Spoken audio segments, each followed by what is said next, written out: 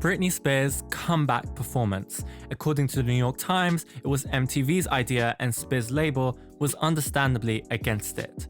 Only weeks prior to September 9th, 2007, Britney Spears had brawled with paparazzi and brought a magazine shoot to its knees when her paranoia skyrocketed during an interview. But still, MTV thought it was time to bring back their golden-haired golden child one more time, and Spears' attorney, Gary Stiffelman, agreed. Ignoring her label's concerns, Britney accepted the invitation to the Vegas VMAs, setting the latest and most disastrous Britney saga into motion, one that would be followed by cameras every step of the way.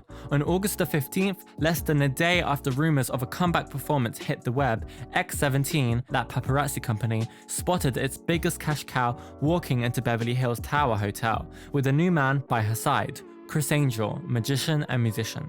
Some celebrity weeklies, such as Us Weekly, teased that Britney was going through yet another man, or some more respectfully drew it up as pre-performance discussions, and that maybe Criss was going to add his magic touch to Britney's highly anticipated TV performance, both of them sharing the same manager.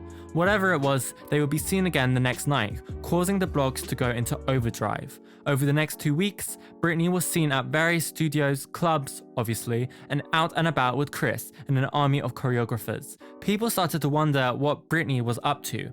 Us Weekly said that there was going to be a medley of Britney hits, all woven around her 2004 cover of My Prerogative, as a montage of tabloid headlines and ex-boyfriends would play in the background, while another weekly said that there was going to be a duet with ex Justin Timberlake.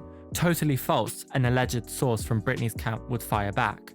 Everything seemed surprisingly hopeful on August 27th when Britney's then manager, Jeff Quartinet, and reps for MTV watched one of Britney's rehearsals, and a source allegedly close to Britney's record label said, "Everyone was psyched. Was it great? No. Was she back to her best? No. But that girl had turned things around and was TV ready.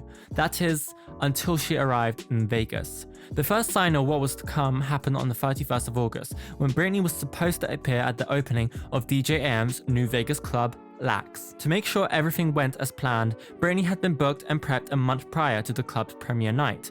However, in the hours leading up to the party, there were reports of last-minute nerves. Blogger Perez Hilton wrote, "Britney has flaked on Vegas for sure. Why? Because she just felt like it." Britney eventually arrived over 2 hours late and walked the club's red carpet, with the owner begging her to pose for the cameras. She quickly got nervous and went inside with her friends. Ignoring her party hosting duties, she went straight to the VIP area to share lollipops with Criss and dance to her newly leaked single, Gimme More. Within an hour, she decided that she had enough, so she swapped clothes with a friend at the party, as you do, and flew back to LA with only a week until showtime. After touching down, the countdown began and gossip sites started to anticipate the moment that could make or break Britney's extremely fragile career. However, it seemed that Britney herself had all but forgotten about her upcoming performance. Club opera and Taco Bell nights replaced dance practice, and when it came time for a crucial last-minute rehearsal on the 4th of September, Britney arrived 4 hours late, which prompted Criss to storm out and leave Britney behind, with only 5 days to come up with something new. Whatever hope her manager had at the beginning of this whole saga quickly fell apart as Britney continued to hammer down the last few nails in the coffin of her career. On September 6th, MTV finally confirms the rumors. Britney is back. But in what fashion, it was yet to see, and behind the scenes, crisis mode had commenced. The next day, Britney touched down in Vegas to begin what was supposed to be her last set of rehearsals, but what her friend Ali Sims would later describe as a laid-back girls' weekend. On that afternoon, as dancers rehearsed, Britney arrived with just minutes to spare. Wearing jeans and a hat, pretty iconic if you ask me, she walks lazily through the choreography and then decides to ditch the rehearsal for her newfound obsession: party. After a late night of champagne, dancing, and getting freaky, she finally called it a night at 3 a.m. September 8th would be even worse. Britney walks into rehearsals hours late with a frozen margarita in hand and tells the dancers allegedly, "You guys know this isn't going to happen," and walks off. On the eve of a performance that could have changed Britney's reputation and career, she grabbed a couple of vodka sodas, kamikazes, and went to a party, joining Diddy, Pharrell, Cassie, Paris Hilton, and producer Dallas Austin for another blackout night. night. She ended at Diddy's suite at the Palms and finally went back to her room at 6 a.m. with only 12 hours till showtime. By the afternoon, Britney was still sleeping, with only a few hours to go and everyone, including producers and Britney's managers, nervous about the night's performance. Britney finally came out of her room, tired and hungover. What would happen backstage would only make everything worse. First, she gets a glimpse of her ex, Justin Timberlake, and immediately freaks out, asking her partner in partying, Ali Sims, to shield the door. Afterwards, allegedly downing tequila shots, she gets into an argument with her hairstylist, ordering him to leave, leaving her with no hair. Quickly, Nelly Furtado's stylist rushed to help, gluing together Jessica Simpson brand extensions from the hotel's hair salon to create a hairpiece that Britney would eventually mess up. But it would be Britney's next and final creative change that would guarantee her media death sentence the next day.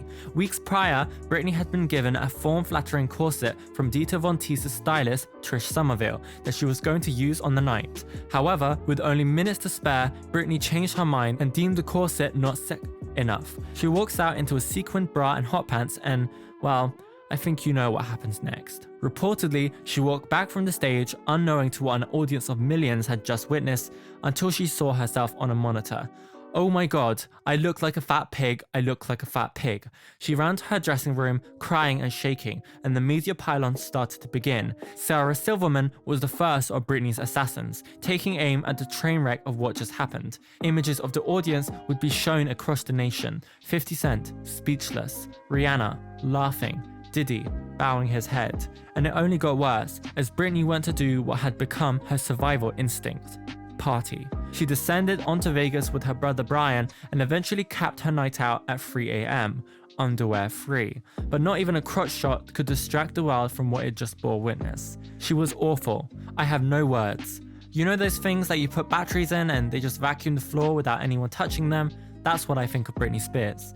The hate train had started and the media had a lot to talk about. The press on nails, the sprayed on abs, and most viciously, Britney's weight. Loud and clear, she looked flabulous. Teletubby, out of shape.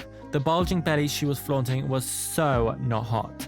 As columnists and TV personalities raved and raged about Britney's latest disaster, no one could beat the disgusting display of filth the pop star's most vocal critic showed, Perez Hilton. The blogger who once described Britney as an all-you-can-eat buffet that never runs out of food immediately took to his website to drag Britney through the mud, nicknaming her and placing her picture beside Mrs. Piggy's. But it was Hilton's open letter, penned the morning after, that packed the biggest punch. I wouldn't want to share what filth he had to say, but basically he took aim at her appearance, performance, her life, and then advertised his new reality TV show.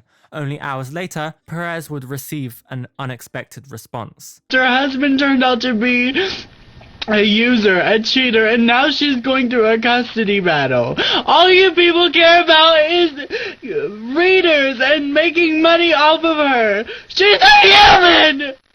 On September 10th, one day after Britney's performance, Chris Crocker, YouTuber and MySpace personality, uploaded to YouTube the now infamous Leave Britney Alone.